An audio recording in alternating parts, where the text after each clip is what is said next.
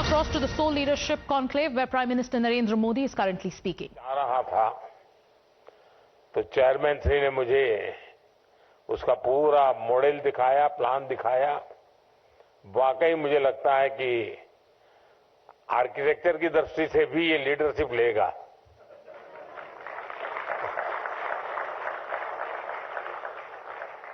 साथियों, आज जब the school of ultimate leadership soul अपने सफर का पहला बड़ा कदम उठा रहा है, तब आपको ये याद रखना है कि आपकी दिशा क्या है, आपका लक्ष्य क्या है।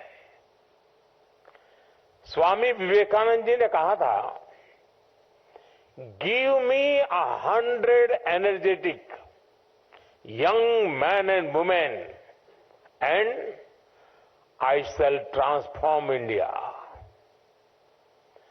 स्वामी विवेकानंद जी भारत को गुलामी से बाहर निकालकर भारत को ट्रांसफॉर्म करना चाहते थे और उनका विश्वास था कि अगर 100 लीडर्स उनके पास हो तो वो भारत को आजादी नहीं बल्कि दुनिया का नंबर 1 देश बना सकते हैं।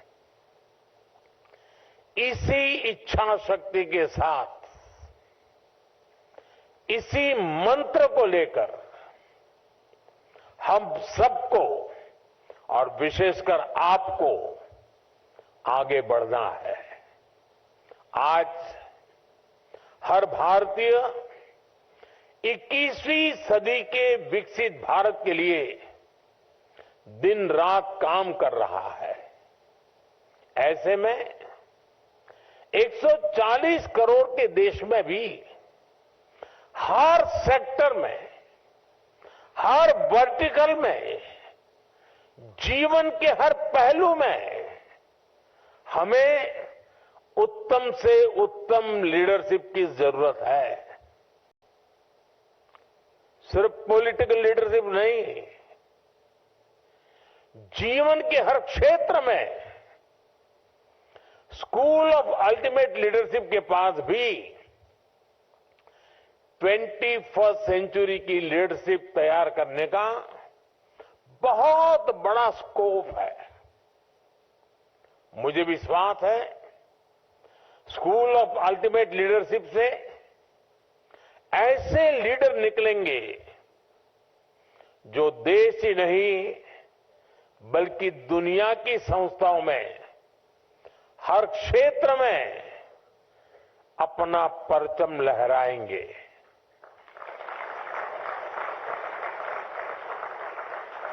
और हो सकता है यहां से ट्रेनिंग लेकर निकला कोई युवा शायद पॉलिटिक्स में नया मुकाम हासिल करे। साथियों, कोई भी देश जब तरक्की करता है तो नेचुरल रिसोर्सेज की अपनी भूमिका होती ही है, लेकिन उससे भी ज्यादा ह्यूमन रिसोर्स की बहुत बड़ी भूमिका है। मुझे याद है जब महाराष्ट्र और गुजरात के अलग होने का आंदोलन चल रहा था, तब तो हम बहुत बच्चे थे, लेकिन उस समय एक चर्चा ये भी होती थी कि गुजरात अलग होकर के क्या करेगा। उसके पास कोई प्राकृतिक संसाधन नहीं है, कोई खदान नहीं है, न कोयला है, कुछ नहीं है, ये करेगा क्या? पानी भी नहीं है, रेगिस्तान है, और उधर पाकिस्तान है, ये करेगा क्या?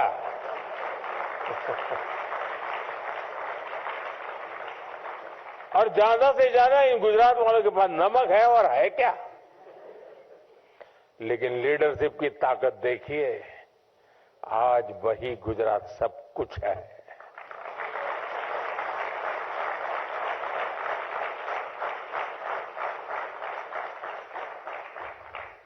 वहां के जन सामान्य में ये जो सामर्थ्य था, रोते नहीं बैठे कि ये नहीं है, वो नहीं है, ठिकाना नहीं, फलाना, अरे जो है सो वो।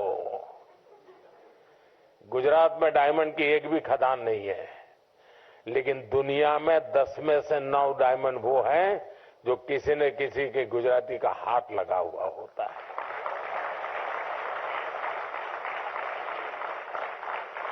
मेरा कहने का तात्पर्य यह है कि सिर्फ संसाधन ही नहीं, सबसे बड़ा सामर्थ्य होता है ह्यूमन रिसोर्स में,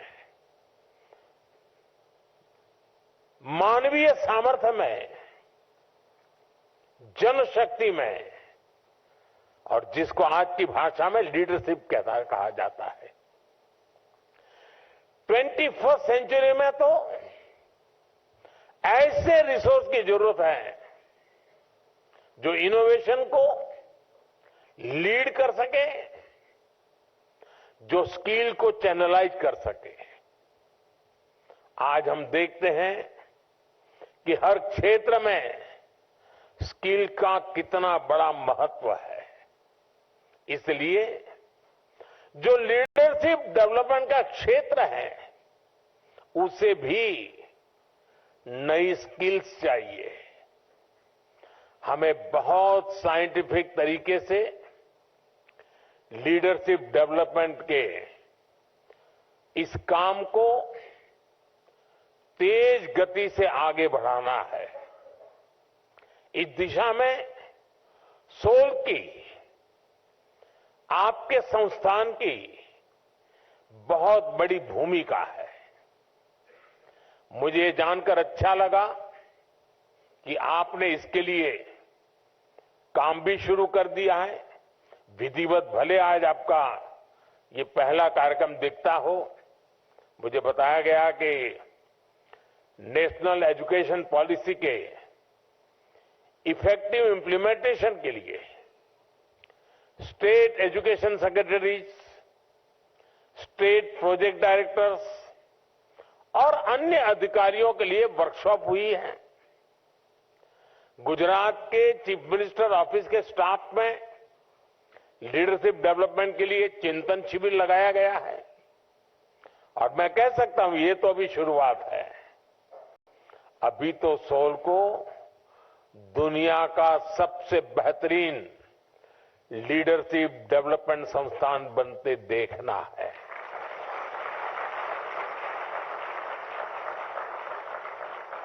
और इसके लिए परिश्रम करके दिखाना भी है। साथियों, आज भारत एक ग्लोबल पावर हाउस के रूप में इमर्ज हो रहा है। ये मोमेंटम, ये स्पीड और तेज हो, हर क्षेत्र में हो, इसके लिए हमें वर्ल्ड क्लास लीडर्स की, इंटरनेशनल लीडरशिप की जरूरत है। सॉल जैसे लीडरशिप इंस्टीट्यूशंस इसमें गेम चेंजर साबित हो सकते हैं। ऐसे इंटरनेशनल इंस्टीट्यूशंस हमारी चॉइस ही नहीं, हमारी नेसेसिटी है। आज भारत को हर सेक्टर में एनर्जेटिक लीडर्स की भी जरूरत है, जो ग्लोबल कॉम्प्लेक्सिटीज का, ग्लोबल नीड्स का सॉल्यूशन ढूंढ पाए, जो प्रॉब्लम्स को सॉल्व करते समय देश के इंटरेस्ट को ग्लोबल स्टेज पर सबसे आगे रखें, जिनकी अप्रोच ग्लोबल हो, लेकिन सोच का एक महत्वपूर्ण हिस्सा लोकल भी हो। हम ऐसे इंडिविजुअल्स तैयार करने होंगे जो इंडियन माइंड के साथ इंटरनेशनल माइंडसेट को समझते हुए आगे बढ़े। जो strategic decision making, crisis management और फ्यूचरिस्टिक थिंकिंग के लिए हर पल तैयार हो। अगर हमें इंटरनेशनल मार्केट्स में, ग्लोबल इंस्टीट्यूशंस में कॉम्पीट करना है तो हमें ऐसे लीडर्स चाहिए जो इंटरनेशनल बिजनेस डायनेमिक्स की समझ रखते हो। सॉल्व का काम यही है। आपकी स्केल बड़ी है, स्कोप बड़ा है और आपसे उम्मीद भी उतनी ही ज्यादा है। साथियों, आप सभी को एक बात हमेशा हमेशा उपयोगी होगी। आने वाले समय में लीडरशिप सिर्फ पावर तक सीमित नहीं होगी। लीडरशिप के रोल्स में वही होगा जो इनोवेशन और इम्पैक्ट की कैपेबिलिटीज हो। देश के इंडिविजुअल्स को इस नीड के हिसाब से इमर्ज होना पड़ेगा, उसका गौरवगान कर सके। साथियों, एक इंस्टीट्यूट के रूप में आपके सामने करोड़ों भारतीयों का संकल्प और सपना दोनों एकदम स्पष्ट होना चाहिए।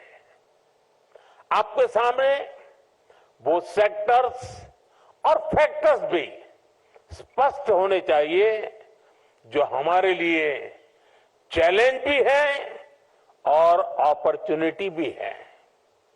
जब हम एक लक्ष्य के साथ आगे बढ़ते हैं, मिलकर प्रयास करते हैं, तो नतीजे भी अद्भुत मिलते हैं। The bond forged by a shared purpose is stronger than blood. ये माइंडसेट को यूनाइट करता है, ये पैशन को फ्यूल करता है और ये समय की कसौटी पर खरा उतरता है।